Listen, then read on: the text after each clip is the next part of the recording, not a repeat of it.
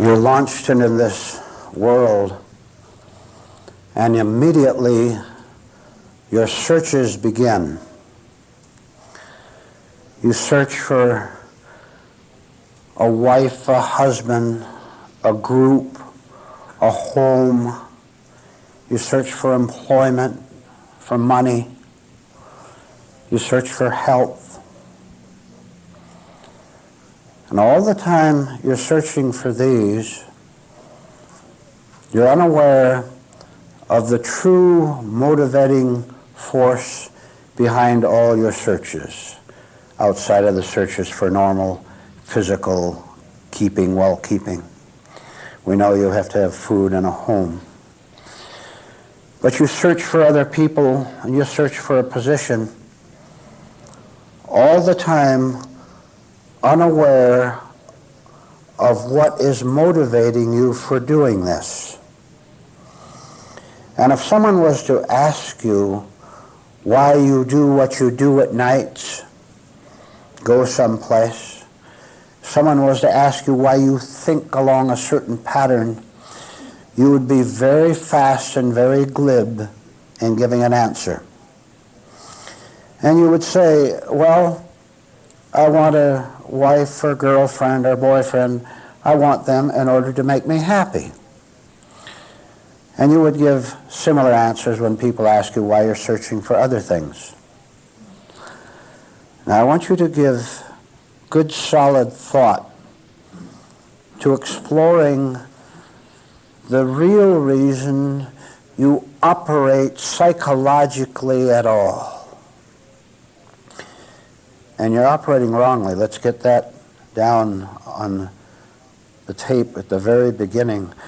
When you search for certain things, which I'll explain in a minute, you're operating wrongly, uselessly, endlessly. And now let me tell you what you're really looking for. You're looking for self-assurance. You think if you obtain this psychological benefit of having the companionship of someone, or having this activity, going someplace, you think if you attain these, that you will attain a sense of well-being, of being settled. And when you get them, you settle for a lie, and that is the rest of your life.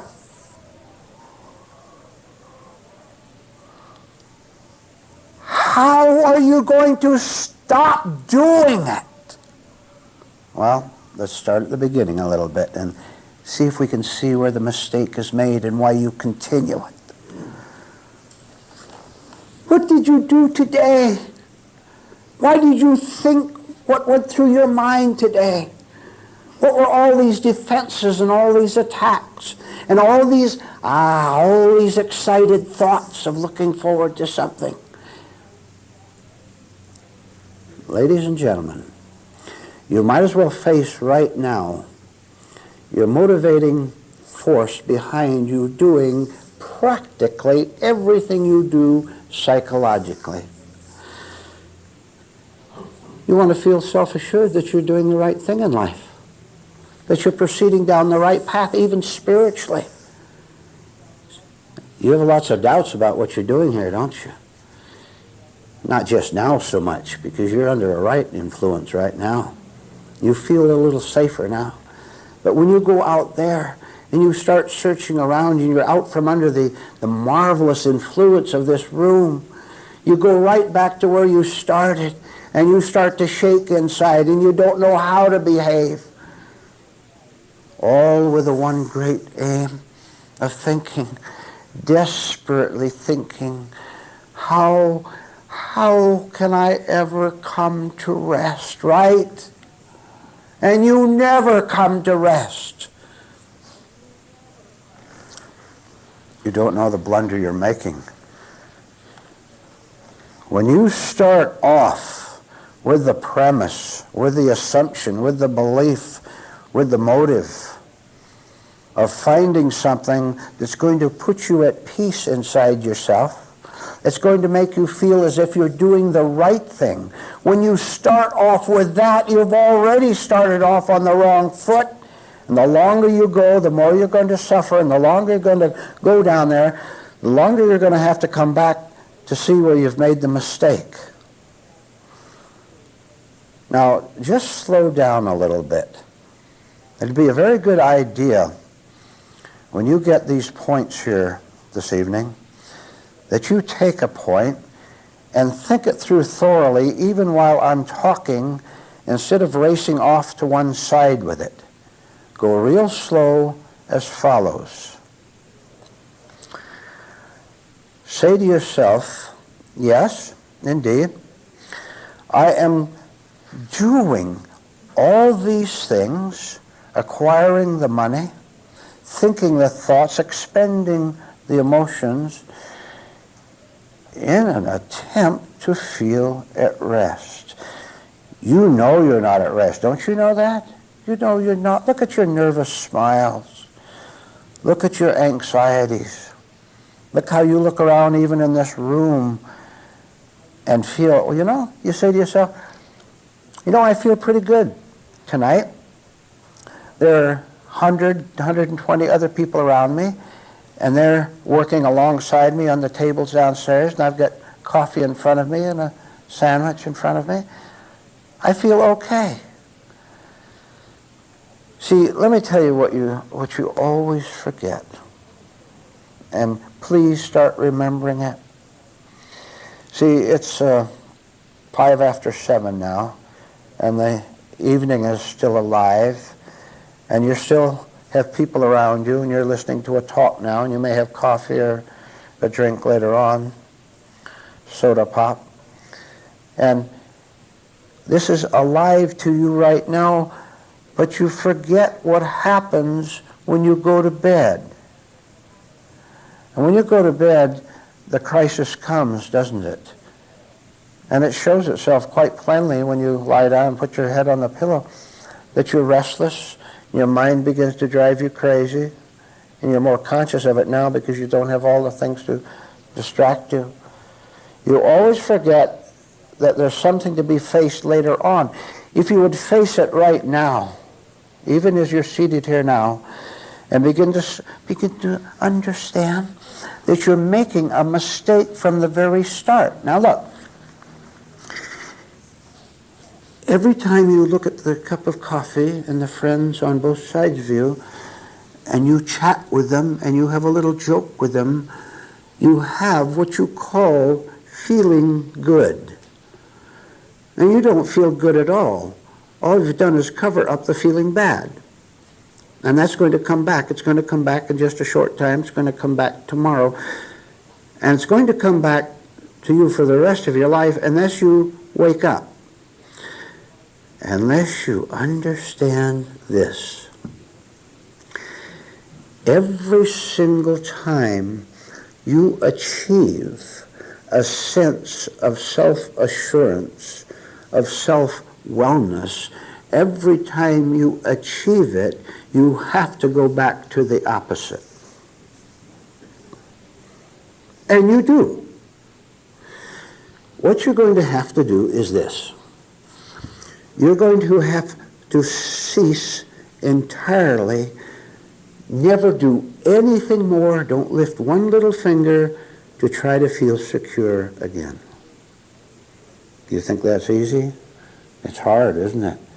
What's your whole habit system been trained to do, except to automatically and fiercely sometimes reach out for something even to think about. You don't dare come to the end of your thoughts, because that's where your present, quote mark, self-assurance comes in, and you're afraid if that goes that you will go with it, because that's what you've identified with. So what are you going to do about it? Here's the situation. I've said it before you in just a few minutes. What are you going to do about your situation in which you are always active, nervously so, hoping that that conversation or that romance or that involvement or that set of thoughts or that baseball game is going to give you a feeling of self-assurance. I've told you what to do and I'll repeat it. You're going to have to stop seeking. Every time you activate the thought, what will keep me safe, you automatically feel unsafe. Because you've convinced yourself now that there is a person there, that there's an entity there, that there's a self there that can be made safe. Now, since there's nothing there, aren't you utterly stupid, unknowing, foolish to ever try to make yourself feel secure again? I tell you, and you listen to me, you will never ever succeed in making yourself feel secure. Never. Absolutely impossible. Isn't it strange that all the tens of thousands of experiences that we've had, attempts that we've had, in an attempt to make ourselves feel at rest, that they've never succeeded, and we never confront them and say, if they could have worked, they would have worked. We don't take that simple explanation of it and try to understand what that means. Instead, we go on and on with increasing desperation. Experiment. Now, this is where you come into it. You have to experiment and see that the very movement of thought, of motion, of action, of desire, the very thought in itself is insecurity. And you know what's prompting that? What's prompting that is a certain hope of your egotism that says, that always says, sooner or later it will work. Sooner or later it will succeed. Now, you're not going to find something truly lasting in your life as long as you're going down the wrong path. If you're going down the wrong path, you're going to find the wrong things. Now, solution. Now listen to this. If all you can do is think, all right, then that is what you have to start with. Now, I have told you that there is such a thing as spiritual thought. There is such a thing as using your intellect rightly. Turn it in the right direction. And what you have to do is understand intellectually at first that you can't find your way out, that you can't find security the way you're going. Now, if your mind continues to work long enough, persistently enough, in the right direction, something could happen that is above the mind. And now we're going into an authentic solution to the problem of your lack of real security. And it's not by simply thinking about security, because that only projects it into the future, when I get this, when I get that.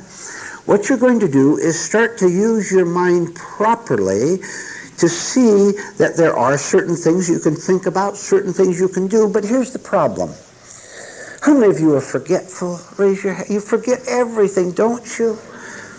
Now, I want you to understand that the common, ordinary fault of forgetfulness is very directly, definitely connected with your inability to advance spiritually, that is to see that security exists in having no intellectual security at all. If you are forgetful, that gives away a clue as to how your mind is presently operating wrongly. Now, how do you expect to get anywhere spiritually when you can't even use your mind right to remember spiritual principles? See, you're going to have to learn to remember. You're going to have to remember, just to begin with, how you can't remember. You see, I ask you how forgetful you are, and it suddenly sparks something into your mind. Yes, I'm always forgetting the grocery list. I'm always forgetting to do this or that. And I am trying to get you to connect your ordinary forgetfulness with your lack of interchange of your nature. So do that right now. I'll say it again, very definitely and directly. The fact that you can't remember things in ordinary life is very much connected with the fact that you can't progress spiritually, inwardly. And now let's look and see what's involved in remembering. Can you remember, for example, how easily your thoughts are stolen away from you? You're trying to do an ordinary task. Maybe you're cooking at home or working on something at home. Have you ever noticed how the slightest sound can take you away from what you're supposed to be doing? Notice that you can't sustain your thought on a task directly for a long time. Insultingly, this is called being bird-brained. You know, you've watched birds, haven't you? How nervous they are. They jump around from one little part of the yard to another real fast. Does that describe your mind, how it operates, how anything can make it go from left to right and up and down?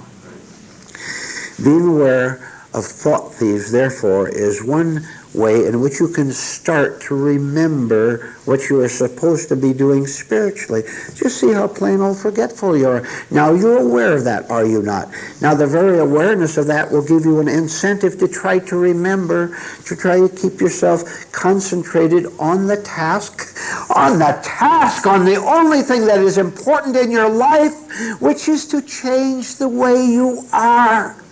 You'll never change the way you are as long as you can be stolen away by the news, by an emotion, by just the color of someone's coat that could steal you away. You made up your mind that you were going to remember yourself walking down the sidewalk all the way down one block. You were going to know you're walking. You're going to see your arms swinging. And something takes you away after 5 steps. What was it? Something in the window, a car going by, a bell ringing that remind you of your school days. I want to give you an illustration that will help you to remember. Imagine a man going in his car along a mountain pass, a road up in the mountains. And as he's driving, he sees some rocks above starting to tumble down, and he understands that there's a danger there. So he gets out of his car and looks the situation over, and sure enough, it looks like there might be a rock slide, which would be a danger to him if he went any further, and a danger to other cars if they went by him and continued, or the cars coming the other way. So he sees this rock slide. Now he has a motive so far, doesn't he, for looking up there and studying and seeing what is wrong. So he stops another motorist and says, better go back and get the police, and they'll come out and put their barriers and put up warning signs so people won't get hurt by the rock sliding down and covering the road and any cars that might come along. He's on guard. He's watching the road to protect his intimacy, to protect himself, and to protect the other motorists. Do you understand that your life is very closely involved with every other human being on earth at a certain level? We're all connected together, are we not? If you hurt another person, you hurt yourself. All right, but that's another story too. So he stands there and he remembers that he has to warn the cars coming either way and say, sir, watch out, you better go way around and detour, or better stop altogether, because those rocks are about to slide down on the road and engulf everyone. That's his aim. And guess what happens? Well, you know what those pretty balloons, great big balloons are with a basket underneath them with 3 or 4 people in them that go all around the country, wherever the wind blows, that's where they go. One of those comes along. And he looks over and he sees the balloon with a pretty girl inside of it, and she starts waving at him, and it starts to fall down right about where he is, a little bit over to where he is. There he goes, right? He forgets his aim. Let's say he remembers it in time. He starts to wander on over to see the pretty girl, and maybe he can help her. And then he can have a romance with her. The first thing a man thinks when he sees a girl, I wonder if can have a romance with her. It's the first thing he thinks. The gentleman, right? Oh, raise your hand. It never happens, but you do it every time. And because he realizes the importance of watching that danger, the rock slide, because he realizes the importance of it, halfway over he stops and he waves pleasantly at the girl and turns around and comes back to his post and remembers what he's supposed to be thinking about. So that passed away. And the rocks are still posing a danger up there, and a few minutes later it starts to rain heavily. And he gets all soaked and miserable, and he yearningly looks over and he sees an abandoned building over there where he could run under and get shelter from the pelting rain. But if he goes over there, he won't be able to see the road and the rock slide. And he might even be in danger himself, because it could come down a different direction that he expected and take him over too. And he yearns to go over and rest out of the rain, which is coming down awful miserably. And he resists that temptation because he remembers the importance of doing what he is supposed to be doing, which is protecting himself and the other people from the possible danger. See, that's the end of the story. Do you see the significance of it? You're not going to have any motive for doing anything for yourself until you see the importance of doing something for yourself.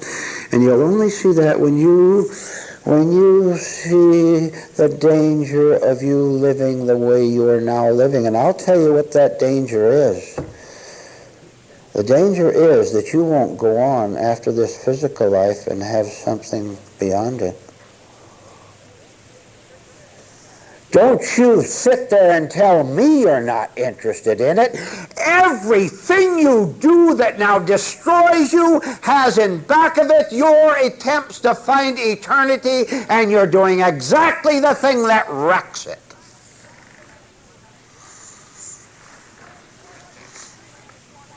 Why do you think you want to be president of the corporation? In your stupid, mixed-up mind, you think that represents something everlasting. You're going to go down in the history books. All your grandchildren who are just glad to get your money, that's all they care about. You think they're going to praise you for being an industrial genius. Why do you think you latch on to another human being? In a very, very strange, weird way. You think in some way that guarantees your endurance for, you're not quite sure, but you think that is better than the loneliness. I tell you, listen to me. The loneliness, the ache that you have is the answer to finding eternity, and you won't look at it.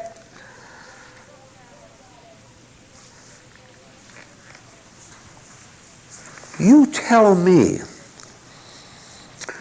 what you have right now that can transcend time, that can go beyond 1981, 1982, and 1990. Please, I ask you a question. Tell me what you have that can transcend 1990. You don't have any answer at all because you don't have any possession at all. See, as long as you believe in your time self, and because that is all the time self can do is lie, you will call the time self an eternal self, and then try to find all the lies to back it up, including the fact that you're very religious. And you'll quote religious books, all in an attempt to deceive yourself. This is one of the ways in which you try to feel secure. It doesn't work. Don't you have one bit of honesty in you at all? Can't you stop right now, tonight, and say it doesn't work at all? God help me, I don't know what the real answer is.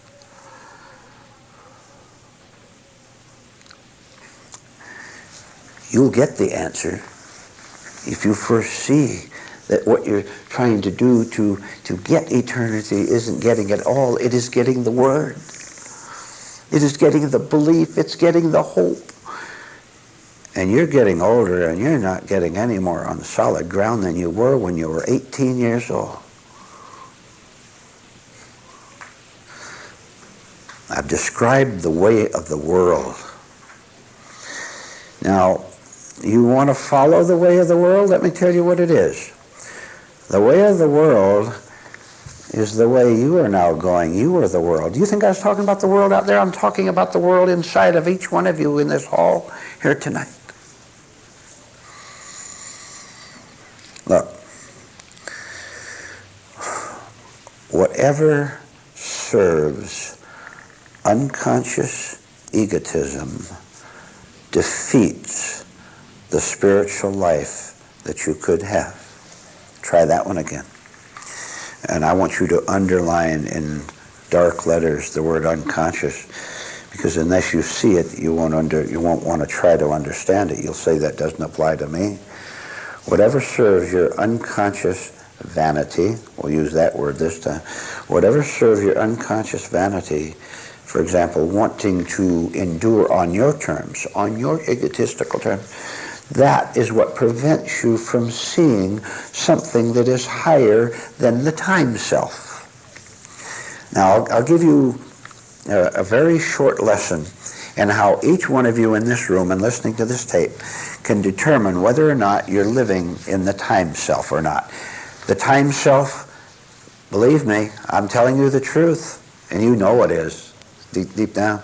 The time self has no endurance at all. There's no eternity at all. It only has this miserable little life. For heaven's sake, look at your illogic. You're sick and miserable, and you say, I want that to live forever.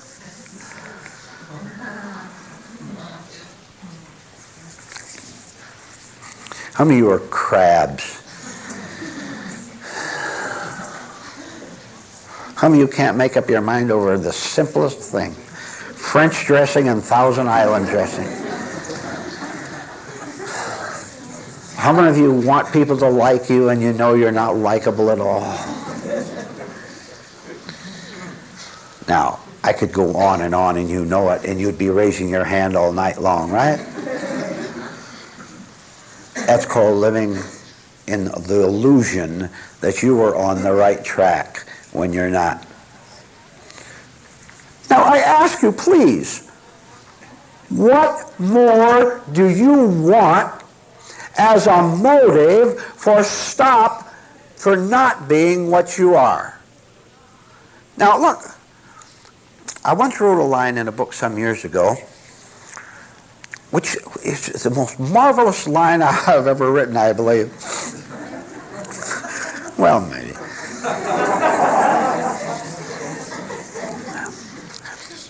I like to count words. You'll see me frequently do that in my book. 5 words. Listen to this. Happiness is better than misery. Try to beat that.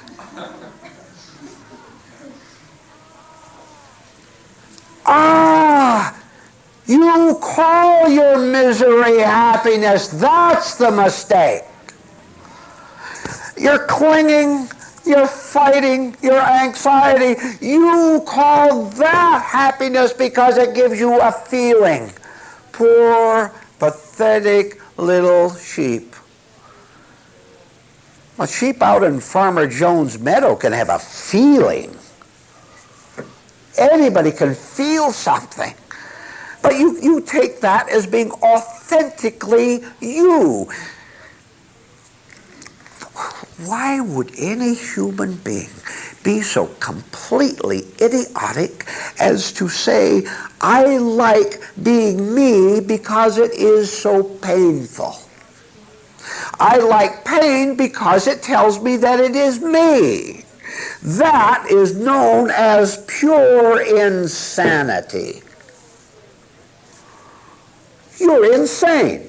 You actually are, and you don't know it.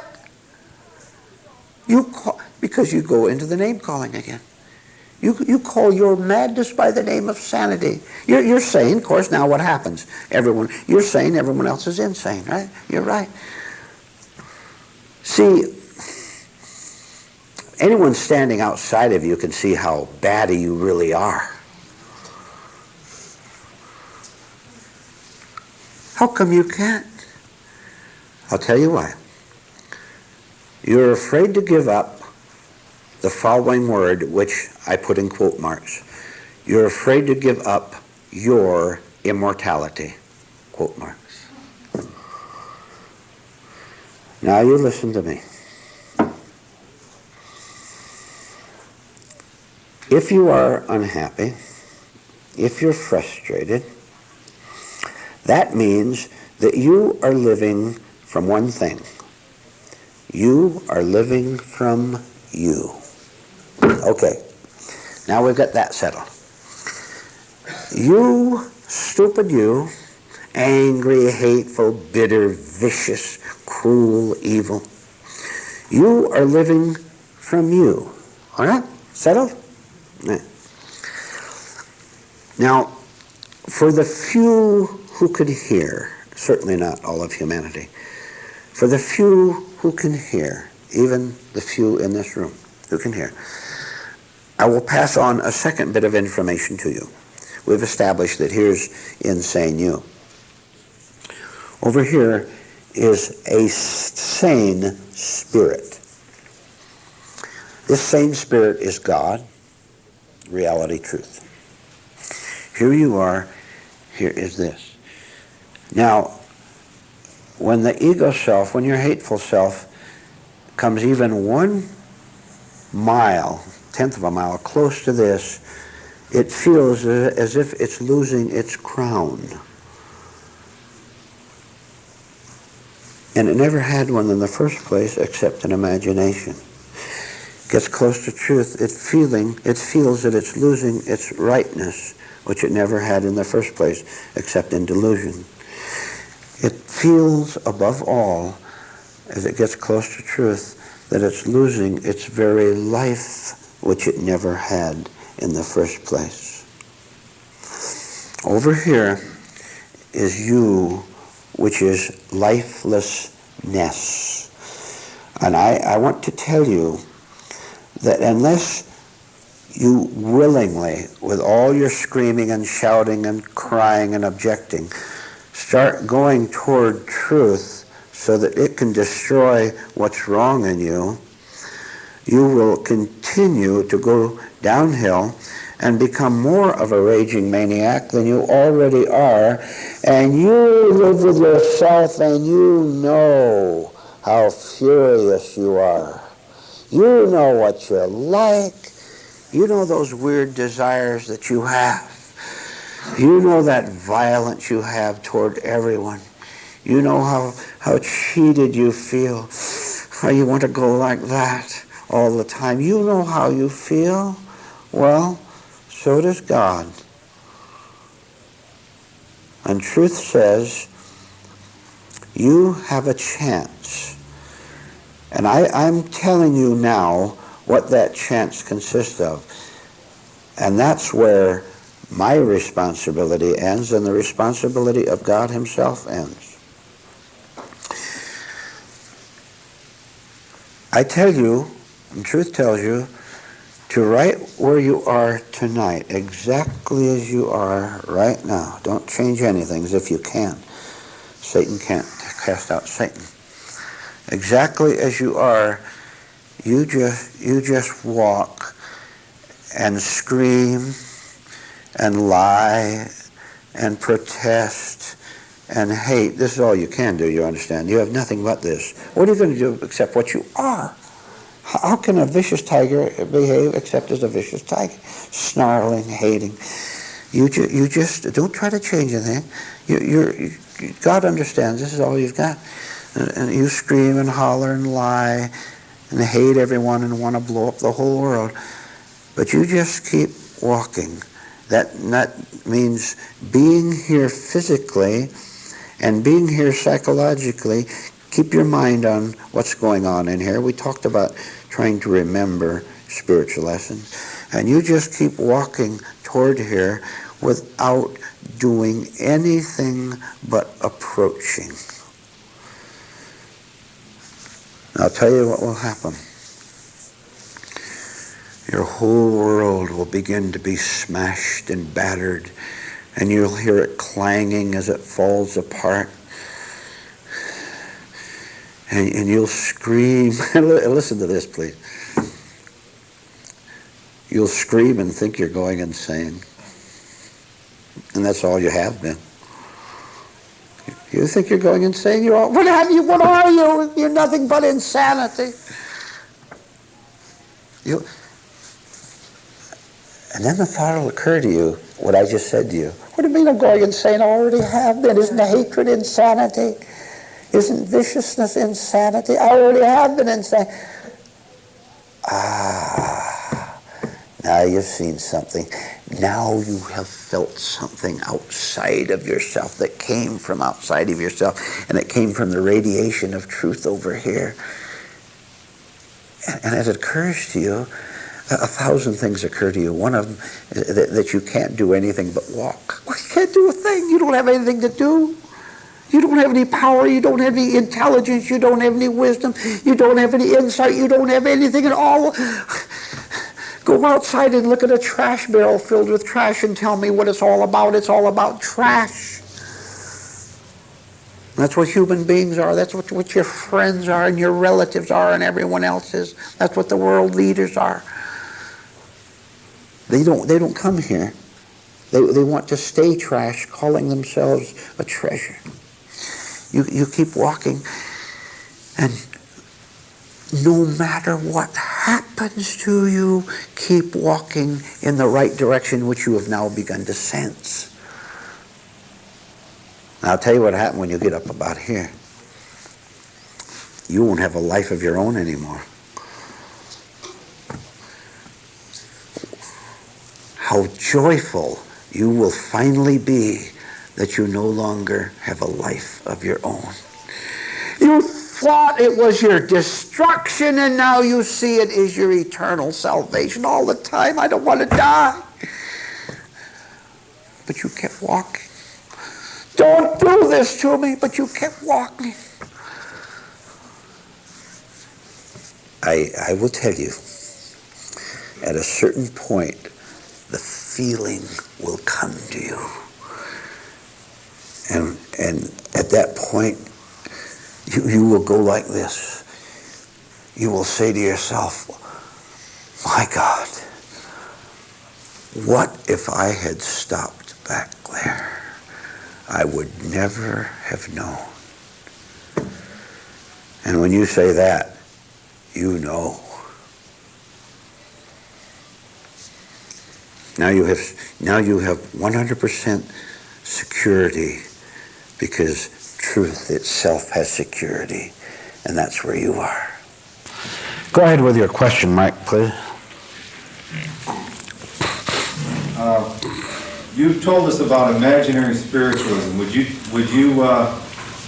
tell us what a good example of what imaginary spiritualism is in this room? Imaginary spirituality is many things. That is, you can explain it in many ways. But the single most important fact for you to know, because you were living in it, all of you, it's a matter of degree, the single most important fact is that you don't know it. When you're in imagination, which is a part of the intellect, that imagination, now listen to this, that imagination becomes the all, the whole, W-H-O-L-E, as far as you are concerned. Now, having made the very hardened, fixed assumption that your unspiritual life is spiritual, having made the assumption that you're truly spiritual, that becomes fixed and hardened in your mind. Now, having lied to yourself so successfully that you are spiritual when you're not, what incentive, what motive do you have to go on to explore in order to see your falsehood? You have no motive at all, which means that you are indeed hardened, and how can anyone get through to you? It is very difficult. In fact, it's impossible with most people. But let's take someone who is in a state where he thinks he's spiritual, he's religious. Let's take ordinary religion. He goes to church a lot, or devotions at home or whatever. He has an idea, a picture, a belief that he's okay because he heard somewhere that to be spiritual somehow connects with God, the Heavenly Father up there, and he kind of likes the idea of being connected with something bigger than himself. Now, and for a long time he's going to make a mistake, just as everyone does, make the mistake of building the Heavenly Father according to his own imagination. Now, this is what is known as hell. And this is why all ordinarily religious people are crabby. You know, to me, when I see them, that's the first word that comes to my mind. Synonyms of that: crabby, irritable, unpleasant. Well, of course, how can they be anything but unpleasant when they're unhappy with themselves, and yet they claim they're happy because they say they're connected with God, truth, reality? We are very much concerned here in this room with simply seeing the lie. Now look, why don't people come here? They don't come here because they suspect that the lie will be exposed, which it will. But you can sit here in this room. You can be here and keep yourself completely asleep to the fact that you're living from a spiritual, an imaginary spiritual state instead of a real one. How do you find out? You find out by looking at yourself. And you know, the incredible, let me go back a little bit further. This is so profound. You can find an excuse, an alibi, a lie for every one of your cover-ups. All you have to do is say, as one gentleman did to me recently, I don't see anything wrong with me. There it is. Now you've made an assumption that is going to keep you fixed. Now look, take a look. If you don't have any more intelligence than to take a look at your physical self, then start with that. If that's the all you can do, then that's okay. Do you have constant, recurring, chronic health problems? I'm not talking about big ones. I'm talking about little ones. Do you have problems with headaches, sleepless nights? And I don't know. I don't like to think about physical things. They bore me. I can't tell you how much the physical bores me. I want nothing to do with it. God takes care of that. I don't want anything to do with it.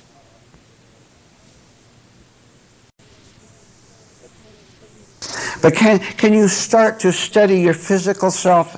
Nervousness, how's that? No matter what the little crisis is, you're thrown into something that even begins to challenge your old stupid moralities, and you start to shake and you start to feel guilty, and it takes over your face and takes over everything else. Come on. Tell me, please, sir or madam, is it a good thing? Look how elementary we can make it. Is it a good thing or is it a bad thing to be nervous? I got a better one than that. Is it a good thing or a bad thing to be afraid that you're going to be found out by two people, yourself and other people? Have you ever done anything bad, like stolen something, you're worried sick, someone's going to find out about it, huh? Transfer that to the inner life, because you know, do you not, that you are psychological thieves. You're stealing from yourself, actually. That's what it amounts to. But back to the original point.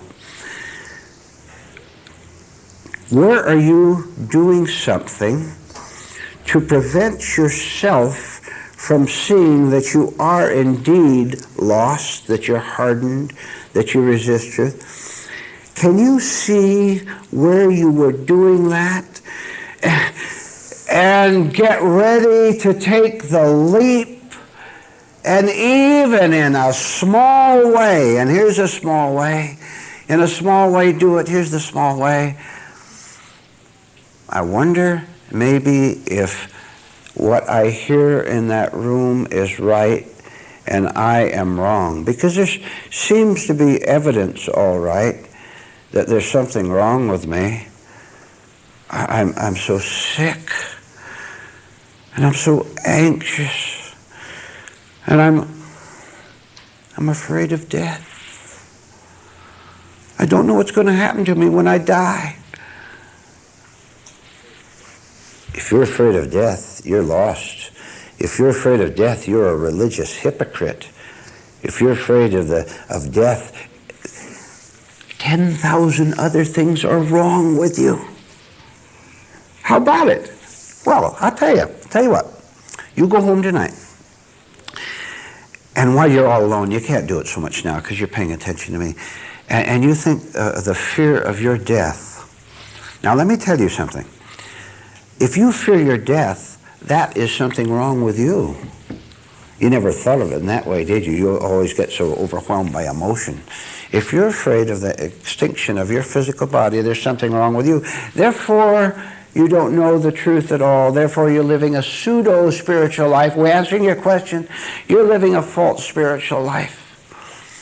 What you're doing, by the way, being very aware of the fact of physical death, what you're trying to do is to push it away from you so you won't have to look at it, which means that you'll always be afraid of the death of yourself.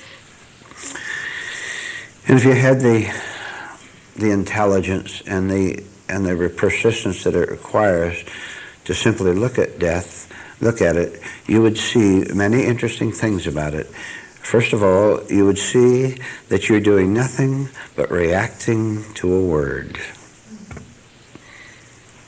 You know, I think it was William Randolph Hearst or somebody, you weren't supposed to mention death in his presence because it set off a whole chain of fears in him over the word itself. Why don't you look at something once in a while, including death, instead of running away from it and thinking that if you raid the icebox and get the thrill of that snack you're going to take, why don't you try sometime seeing that the reason you take the snack is because you're nervous.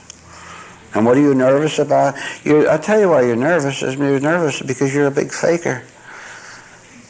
And you're somehow deeply aware that fakery is going to come to an end someday.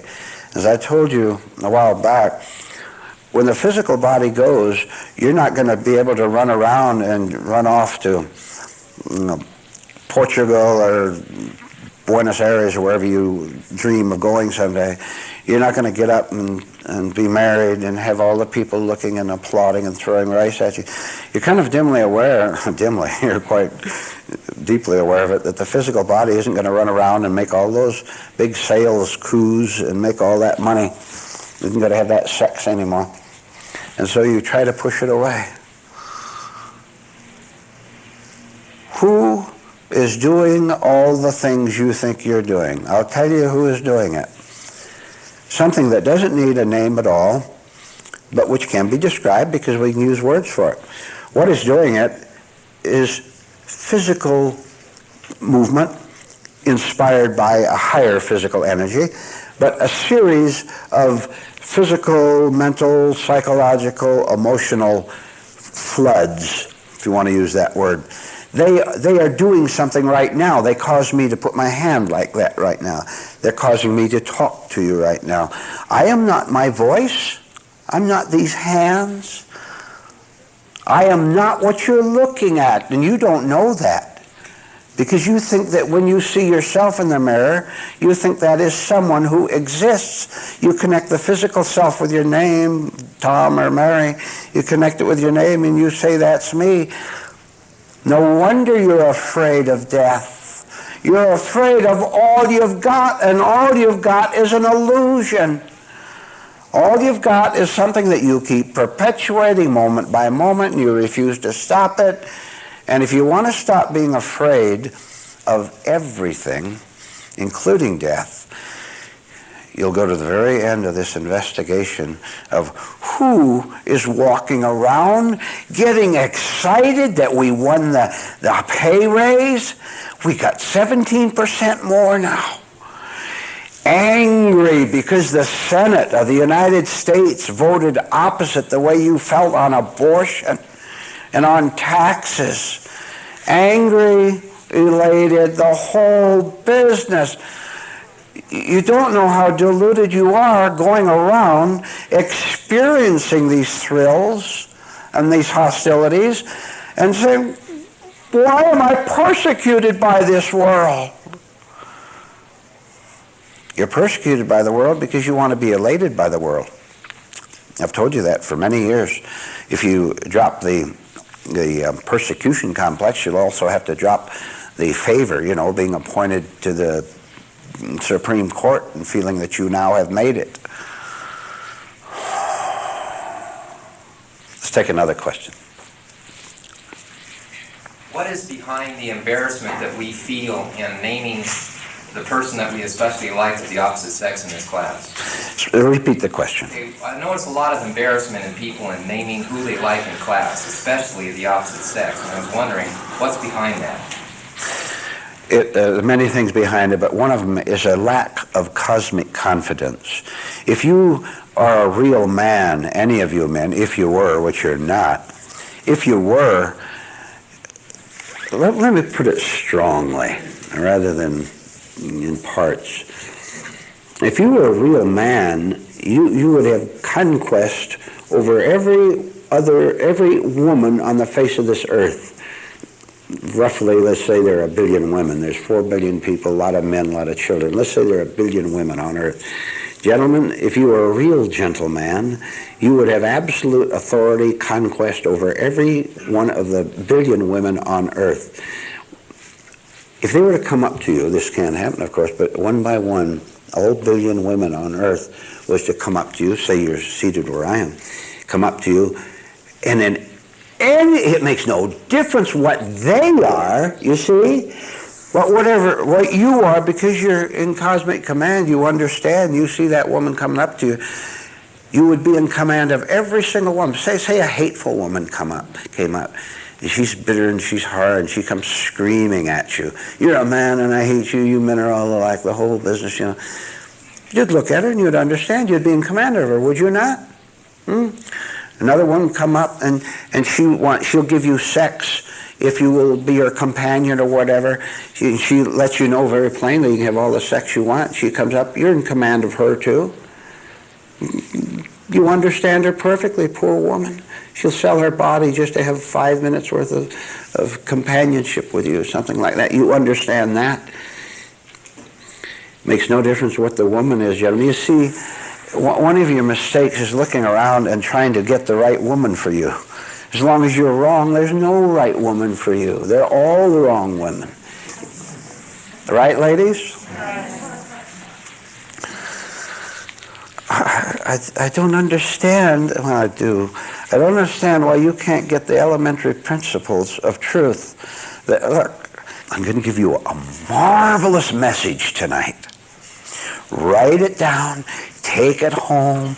Don't think about anything else but this for the next 6 months. I got to make sure it came out right. Got it. Oh, write it down. Just say, when will they get to it? I'm stalling a little more. Drive you nuts. Change yourself, not the world. Now, you had that 5 years ago. How come you're still the same? Change yourself, not the world. You know you've never ever changed the world anyway? You have in a way. You've made it worse for you being in it. Do you suspect that you've made the world worse by you being in it? Well, think of that association, ladies. Think of, we'll get you ladies this time. Ladies, think of that viciousness with which you treated that man. Because you have a vicious nature. You wanted to change him, didn't you? And get things from him. You wanted him to cower, or give you more money, or obey you, or give you more so-called respect. Ladies, look what you did to that man. And look at all the time that you wasted because you wouldn't pay attention to the lesson you were given. Change yourself, not the world. The world meaning anyone out there. Why do you pay attention to the world at all? Except for practical purposes, of course. Well, the reason why is because you don't want to take the leap of seeing there's something not just wrong with you, but devilishly wrong with you. It is a terrible thing, ladies and gentlemen, to continue along the path of loving your conflict more than anything else. Now, can you stop yourself in the middle of a day long enough to see your conflict, to see how much hatred you have? Can you see how you feel, even use all the cliches, that you never have had a chance, that your parents were horrible and they set you out into this world with disadvantages and so you never had a chance?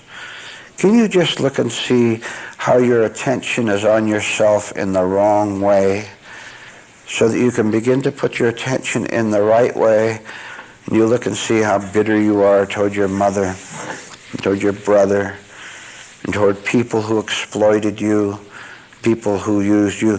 How many of you can think right now of at least one person and more who exploited you and used you in the past? They took you, didn't they?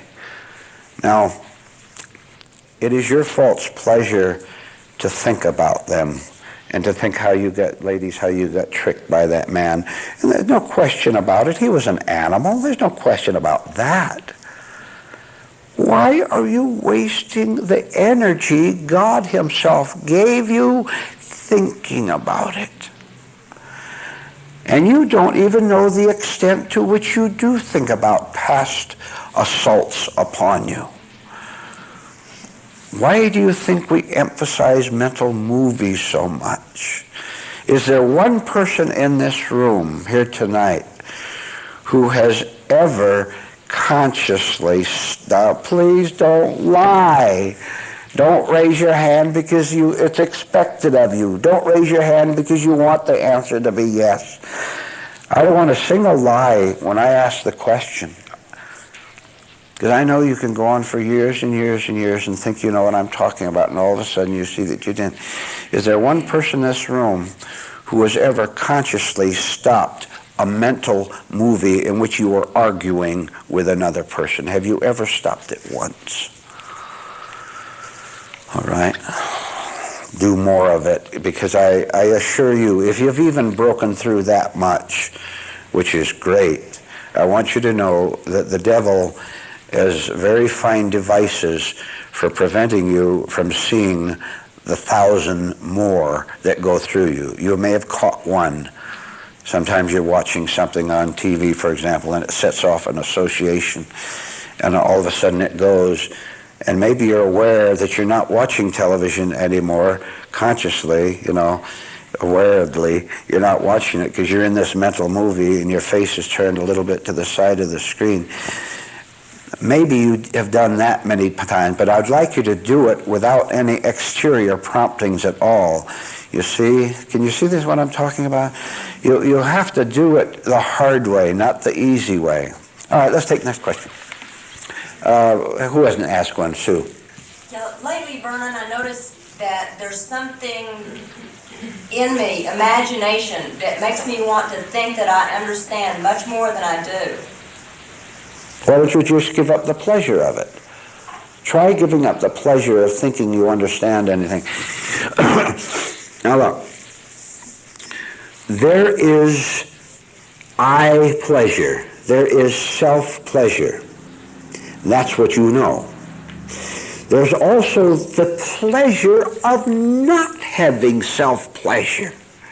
Now don't define true spiritual pleasure any other way except as the absence of ego pleasure. How many know what ego pleasure is? All of you raise your hand. fighting with someone, getting something, getting revenge, whatever it is, flattery, whatever. That is ego pleasure, right? Now, the way to have spiritual pleasure, true pleasure, is to simply not want the first one, which is ego pleasure. You can't have both. But you're convinced, and I know you are, you're convinced that the only pleasure you can have is the one arising from your old conditioned nature, from your false sense of self. And the reason you think that is because that's all you've ever experienced. This is the old story of the native brought up in the center of the jungle of the Amazon, and all he's known is the rugged life, eating berries and roots and catching fish. That's the only world he knows. And you start saying, "Sir, do you know about airplanes and elevators and TV sets?" He has no idea of what you're talking about. All he knows is roots and berries and fish. And so there's no way you can get through to him. If you could persuade that native to come out of the jungle where he could see for himself, then it would be different, wouldn't it? So you have to be persuaded to leave the roots and the berries and the fish and go out of the jungle, fearfully, of course. You don't want to leave them. That's your whole life, to go out of the jungle. And then you'll see what exists beyond it that is not the false pleasure of the confined life of roots and berries. It is a very rare experience, but one which you can have, of course, when all of a sudden, right, it could be right in the middle of preparing dinner, reading a book even, all of a sudden the veil will fall from your eyes, the veil of false pleasure, the veil of imaginary spirituality, and you will know something that you didn't know before, and you'll take a gasp and you'll go like that to yourself. Only then will you know that you have lived a life of pure delusion up till then. And you'll see how you talked. You gave lectures. Jim has some idea of this. Others of you have gone out and talked in front of audiences. That you'll see for the first time that you didn't know when you were in delusion talking about reality. You didn't know you were in that. And if anyone come up and talk to you, you would argue with them. What do you mean I know what reality is? I know what it is. I've experienced it many times. Next question.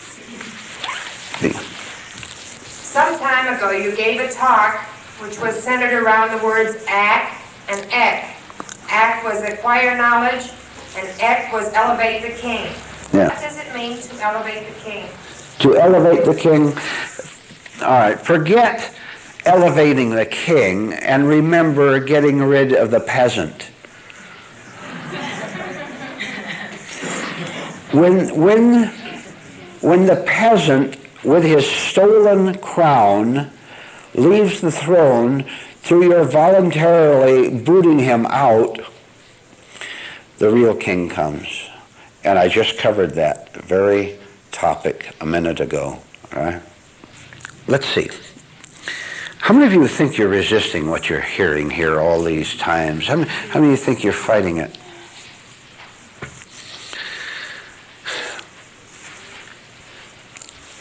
You can become sane and know you're sane. You can become happy and know you're happy. Now, where you're living in delusion and imagination and fakery, it is possible for you to know that you're doing that. The way to know that you're faking it, instead of having the real thing, and it's necessary to see that you're faking it first, is to do what I've told you to do. And you know, I tell you to do it, and I have no great hope that you're going to go ahead and do it because you haven't done it over the years. How many of you suffer? How many of you are afraid? How many of you angrily protect yourself? How many of you men are afraid of women? Come on, all of you raise your hand, every one of you. How many women are afraid of men? See? Now, I have said to you that it is possible for you to be sane in which there is no fear. Now, Jay, I notice you raised your hand. I want you to tell me why, since it is possible for you personally to not be afraid of men, to not be afraid of life and death, I want you to tell me why you don't follow the instructions you're giving here to leave a false life and enter a true life. Why don't you do it? Laziness. Louder, please. Laziness.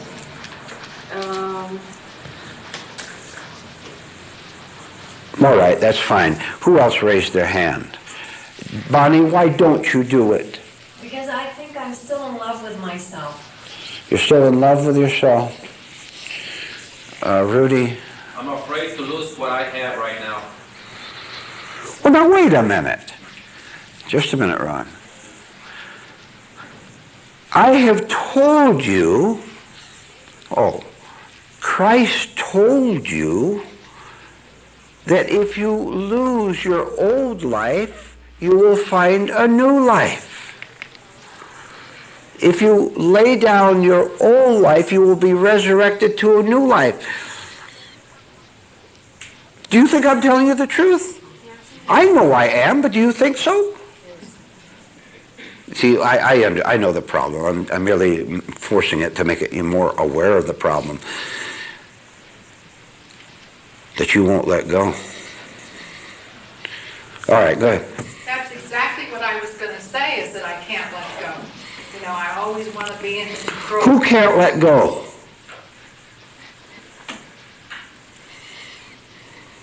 A large part of me. You, whatever your name is, are never going to let go. Understanding is everything. If you see that you can't let go, don't you give up. Your old nature isn't going to let go. It's going to do the opposite. It's going to fight to cling to you, to cling to your body, for example. Now, if you understand that you can't let go of yourself, if it's impossible because you've been told to do it, but you can't do it, you haven't done it. If you see that it can't be done, aren't you going to give up? When you give up with this higher type of realization, that is indeed taking the leap. You know what it is? It's saying, I'll tell you how it is. This is sort of a longer prayer, but I'll tell you how it goes. And you've got to make this prayer, and the sooner the better. Why don't you make it immediately? God, I'm a wreck. I'm a vicious animal. I'm lost. This is my present condition. That I know very well. Now, God, I even don't know what to do about it. I've tried. You know I've tried. I've read religious books, and I was a religious hypocrite for all those years. I tried losing myself in liquor and in dope and parties. God, I don't know what to do. While you are having an honest conversation with God, He is hearing and He is answering at the very same time that you are praying, because that's what it is, a prayer. You have taught yourself with increasing energy and insight in your talking to God. You have taught yourself to a higher level of something you simply suspected before but weren't willing to do yet. And you're putting an awful lot of ingredients together in this prayer to God. And when you get up from an honest prayer like that, which has to be repeated many, many times, when you get up from honest prayer like that, I will absolutely 100% guarantee you something. I will guarantee you that when you get up from that prayer, hey, what's this? What's this? I feel different. You won't be saying that. It's much too refined.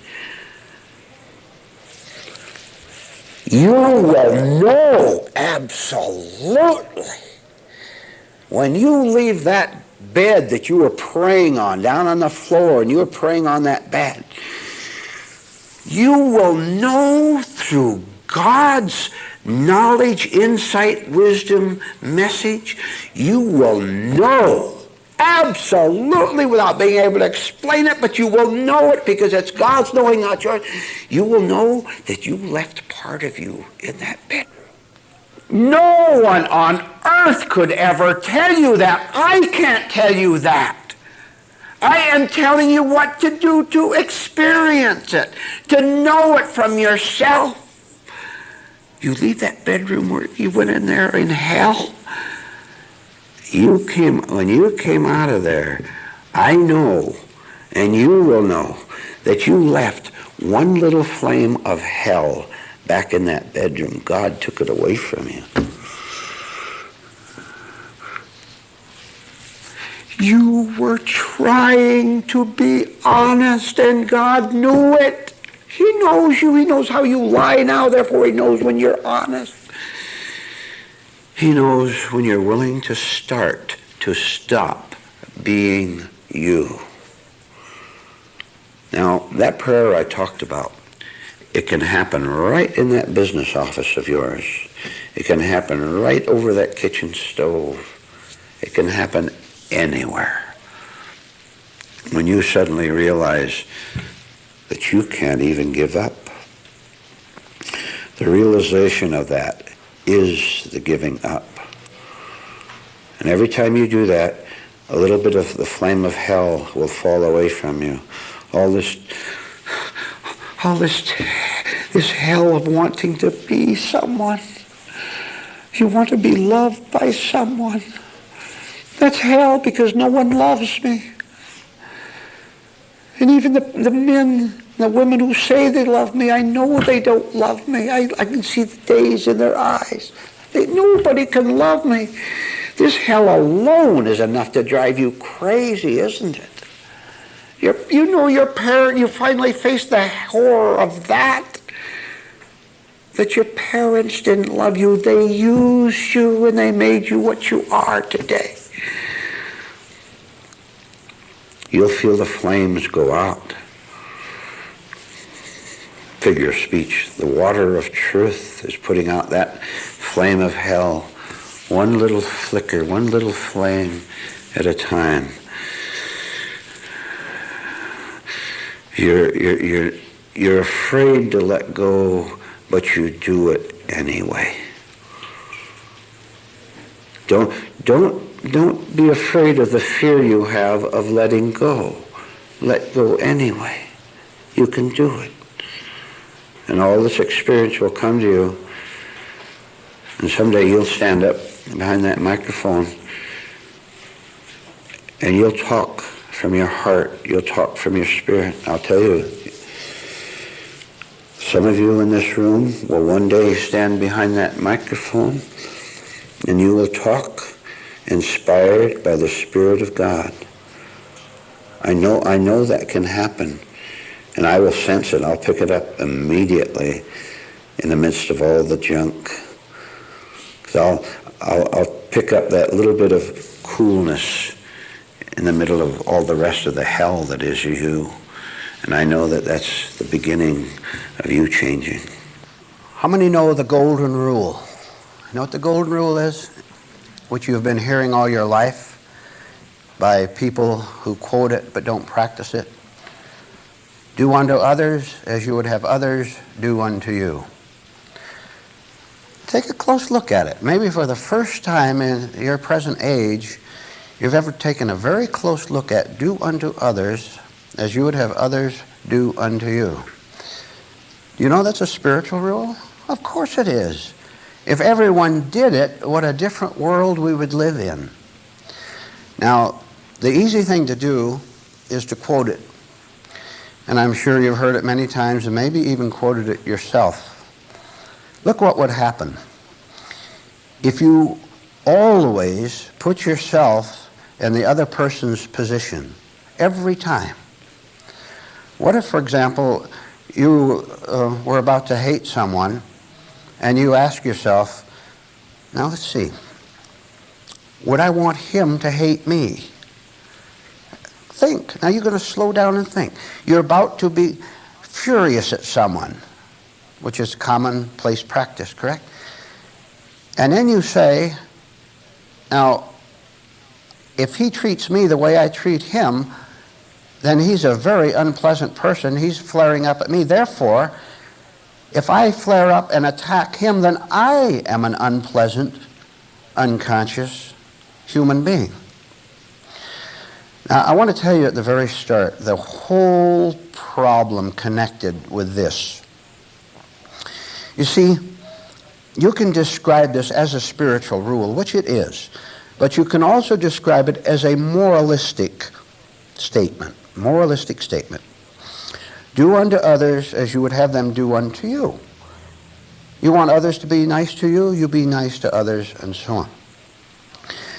Now, this is all based on a false assumption, presumption.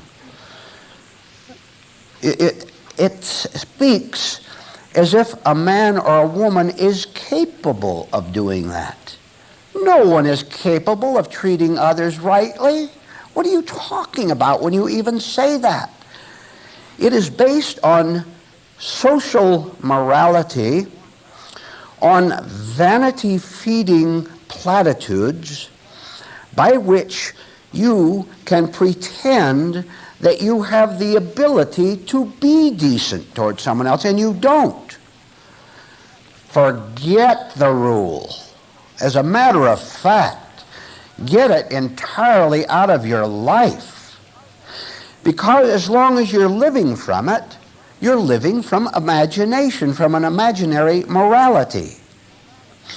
Now, this is just the beginning of how far you have to go. You have to go much, much deeper than that. You have to go so deep that the very idea of you being good, decent, kindly, moral toward another person, the very idea of you being good to another person vanishes completely. What do you think causes all the pain in you, all the strife, all the argument in the world? Human beings who think they can be good. You can't be good. You don't even know what it means to be good. Therefore, you put your own definition on it, and your own definition, then your good becomes what is advantageous to you personally. Your wife should give you more sex. If she was a better wife, she would give you more sex. She'd cook you better dinners. If she was a better wife, she would treat me nicer, right? That's the whole business, where you have set up a standard of expectations toward other people, and almighty you, having set yourself up as the judge, remember the judge talk, having set yourself up as the judge, are absolute in it. You're tyrannical. Talk about the corrupt judges in any corrupt government, whether it's Nazi government or communist government or anyone. Talk about tyranny. The tyrant is inside, and it makes demands on other people and sets up how they should be good, which is always for your benefit, which means you are a very, very sick human being. Now listen. There is no personal goodness. And if you remember anything else from this talk, remember that line. There is no personal, individual goodness, morality, decency, cooperation, fair play.